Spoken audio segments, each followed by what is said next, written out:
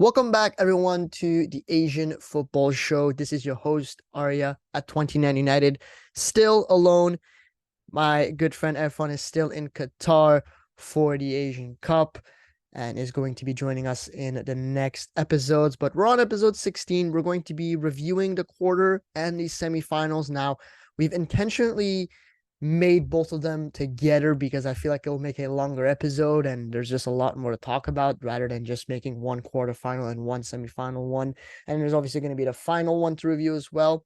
Thank you guys so much for the support over these past few weeks for the Asian Cup. This has been an insane Asian Cup to cover, but we've got so much to talk about, and we're going to be starting with the first few games in the semifinal. We're going to talk about a historical Iranian win against Japan in the quarterfinals, as well as the Qatar-Uzbekistan game. Let's start with the less exciting game, and I'm saying that simply because that Iran and Japan game it was another level in terms of quality. Everyone was on the edge of their seats until the last second. But this Qatar-Uzbekistan game was still very, very just amazing to watch. Now, it ended 1-1, but it went all the way to the penalty shootout where Qatar would end up winning 3-2. And the game wasn't particularly too interesting, but it is a game that for Uzbekistan screamed of an Eldar Shomurodov type player because they really did lack in the offensive side of things. They did had a lot more shots, but how can I say this with being the most respectful possible? It's when you cannot replace someone like Eldar Shomurodov. That's the best way of putting it. It was a goal by Mr. Odiljon Khamrobekov, which was a nice finish as well. And then for Qatar, it was a very weird goal scored by Captain Hassan Al Aidos. And I would also go as far as saying that probably shouldn't have been a goal, but it went in. It went in. And that's that. It went all the way to the penalty shootout, like I said, ended 3-2. Very unfortunate for Uzbekistan, but when you've got so many injuries and so many pullouts, it's hard for you to go all the way. And I've said this in previous videos and podcasts. It is one thing to miss, a player like Shomurodov for the first few games, but going all the way without him is going to be very, very difficult. But nevertheless, congratulations for Qatar for going through. And another player I was quite disappointed in was Abosbek Fazulayev. I don't think he was in any way there compared to the other games that he's been playing. Of course, he's been fantastic for the whole of the Asian Cup. But this game against Qatar in particular, I don't believe he was all there. Same goes for Otabek Shukurov. I don't believe he was all the way there. And even Masharipov, like I said, when it came to the attack, it seems like, there was that final touch that was missing. With Eldar Shomurodov, maybe that would have been a complete different game. But Qatar weren't necessarily all that impressive as well. Like I said, Almoez Ali was not really there. Akram Afif continuing his good form. He's been fantastic. It has to be said. Captain Hassan Al Haidos, we know how much of a good player he can be, but that's that. So Al Haidos scoring in the 27th minute, Khamrobekov scoring in the 59th.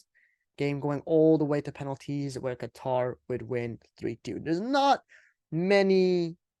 much else to say, to be completely honest.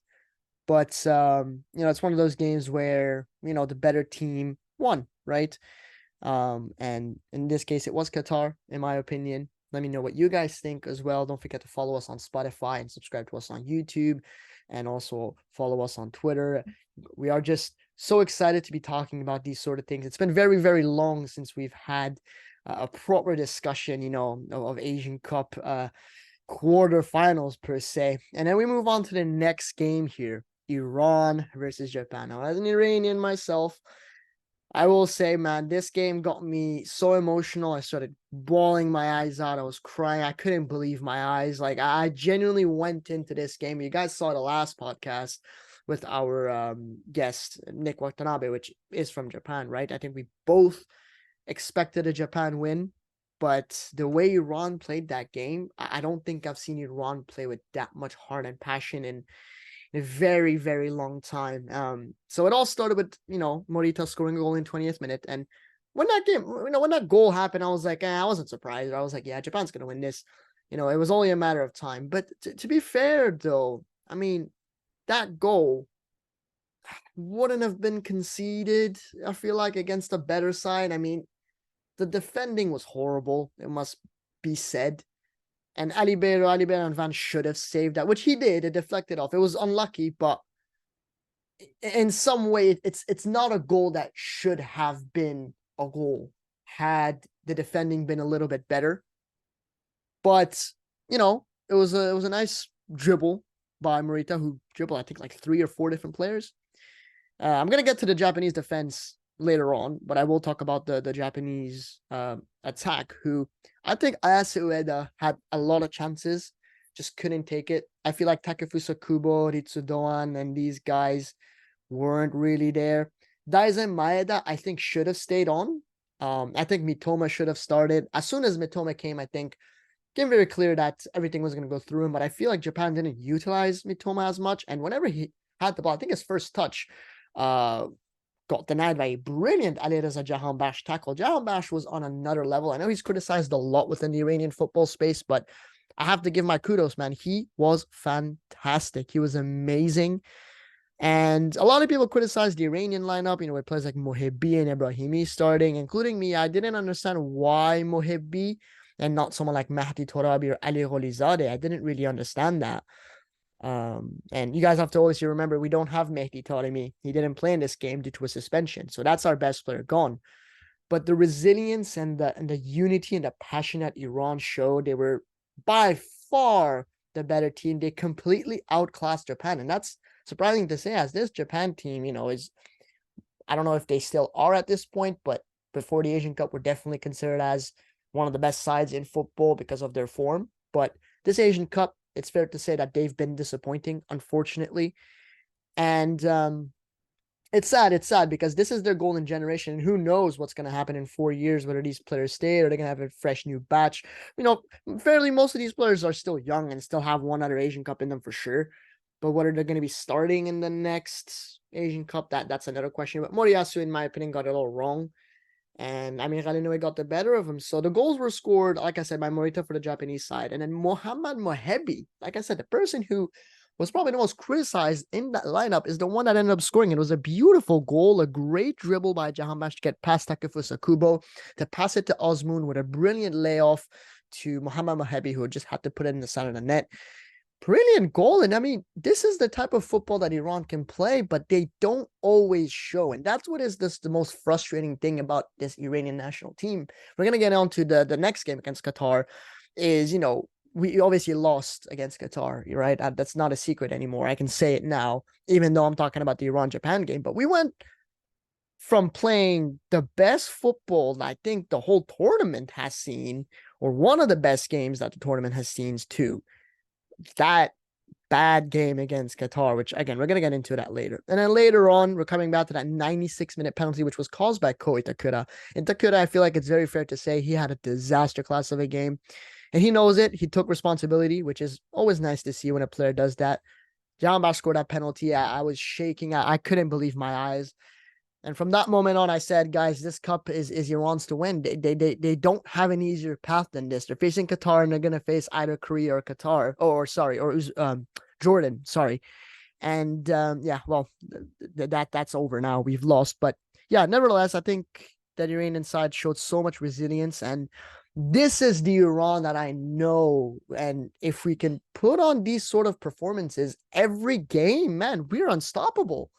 But unfortunately, that is not the case. And yeah, but at least we still got that revenge win against Japan, which, fun fact, Iran are now ahead of Japan in terms of wins. So we have an edge over Korea and Japan now, which is very nice to see as an Iranian.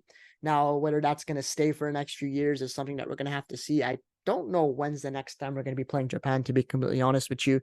I don't see us playing a friendly against them anytime soon, perhaps in the next Asian Cup. I don't know. We're going to have to wait and see. So that's for the quarterfinals on that side. But now on the other side now, we're going to be talking about Australia and Korea. Now, listen, here's the thing, right?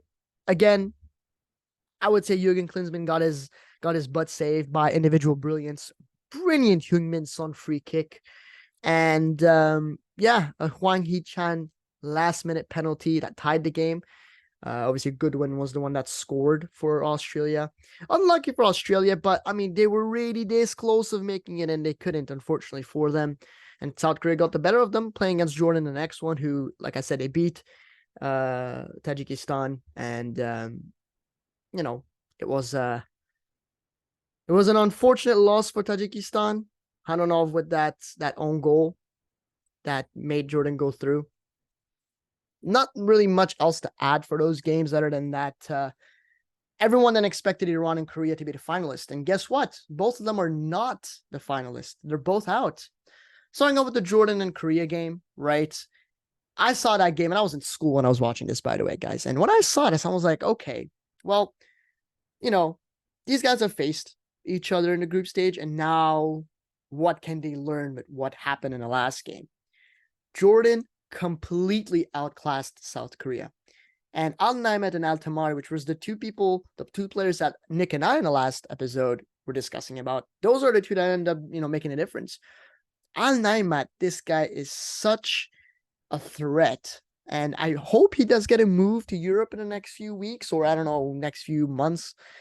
And Musa Al Tamari, man, this guy is something else. They're both so good. They connect so well with each other. And Korea couldn't do anything. I mean, when you've got a front three in Hwang Hee-chan, Son Heung-min, and Kang In Lee, those three were completely destabilized. They couldn't do anything at all. And yes, South Korea were missing Kim Min-jae, but I don't care what anyone says. Without Kim Min-jae, this was still should have been an easy game for South Korea. But Jurgen Klinsmann was exposed, and that sends Korea home. So that sends Jordan to the finals against Qatar, who, yes, surprisingly, beat Iran. Broke my heart. Iran is definitely the sort of team that is capable to beat Japan and then go ahead and lose against Qatar. And bear in mind that this is a Qatar team. It's the same Qatar team. Yeah, they had a different manager, but it's the same Qatar team that Iran beat 4-0 in November. And Iran started the game so well. Osmoon with a brilliant bicycle kick. But then from that goal on, it seems like the team just switched off. It's like they just didn't know how to play anymore. Somon Gotos and Mehdi Taremi, these guys were very disappointing, to say the least. Jahanbash did put a shift. He's the one that did put Iran back in a 2-2 position when Abdul Salam and Akram Afif scored. So that was 2-2. But then at the end, 82nd minute, Almoez Ali, someone who's been very quiet this whole Asian Cup, managed to score. And to my shock, I really thought it was offside, but Ramin Rezayan's heels actually did put him onside. And, I will sound salty by saying this, but I'm being genuinely serious. This is what I do think about this game. I still do believe Iran were the better side in terms of how they played. I do feel like Qatar were very lucky with winning this game. And we were worrying about the referee on Twitter. I think the referee was fine. I think he even gave a penalty to Iran, which shouldn't have been a penalty, to be honest. I don't think it should have been handball. I was really relieved that it was. I wouldn't have given it if I was the referee. Now, I can say Iran was a little bit lucky, but when I say Qatar was lucky in terms of them just winning the game in general, right? That Almoez Ali situation happens, it's a 1 in a million opportunity where, you're barely onside. And the fact that it went in, kudos, man. Sometimes luck wins you games in football. And Akram Afif, by the way, this guy, man, I was scared of him the whole game. Really love Akram Afif, man. I really do hope this guy pushes a move to Europe. He's 27. He still does have time. I really hope he goes to Europe. I don't think he will, but I believe Akram Afif, this guy, for me, has to be the MVP of the tournament. I think he's been fantastic. Showed his quality against Iran, and Iran that were very poor. And Khaled Nourizadeh's substitutions were very, very weird. Putting in Asadi and Moranlou at the end was a very weird decision. Whereas you've got players like Torabi or Nourizadeh or Ghaedi who they've been on form, right? Especially Ghaedi not going in. But that's that. Similar to, again, Jurgen Klinsmann, I guess. It's tough to say that they just both didn't know what to do against quote-unquote underdogs, right? So that's that. Iran eliminated. Unfortunately, this was their best chance in a long time. Oh, I forgot to talk about the Shoja Khalizadeh red card, which I don't really even need to say anything. It was a red card, right? Can't go and do that. Some referees would have given a red card, some not, but whatever. It happened. We were already losing by that point. So just, added salt to the wound. So that's that. The final is going to be Jordan against Qatar, which we're going to be covering when that's going to finish on Saturday. So that's going to be a cool game to watch. An all-Arab final. Who I think is going to win that? Honestly, I don't know. With the way this Asian Cup's been going, you genuinely never know. I'll give it to Jordan. Why not? Give it to Jordan, right? They're the underdogs. They've deserved it. They've been fantastic. They've had their biggest win against Korea, and they have the chance to make their history to win their first ever Asian Cup. So that's that for the semi and quarterfinals. A very eventful Asian Cup, I must add. No one expected Jordan and Qatar to make it all the way through, but they did. And that's that, guys. That's pretty much it. Obviously these episodes are going to be a lot shorter than usual. As shorter the tournament gets, there's only a few teams to talk about. It's not like I can go back and talk about all the other teams, right? I can't stand here and just start talking about Japan or Bahrain or these guys. They're eliminated, right? That's that. Again, thank you so much for being here, guys, listening to this. Make sure to follow us on YouTube, Spotify, and on Twitter as well at The Asian Football Show. We're going to be seeing you guys for the final. We will be there no matter what. And with that being said, guys, I hope everyone has a fantastic week. Take care. And this has been Arya at 29 United on the mic. And yeah, that's pretty much it, guys. Peace.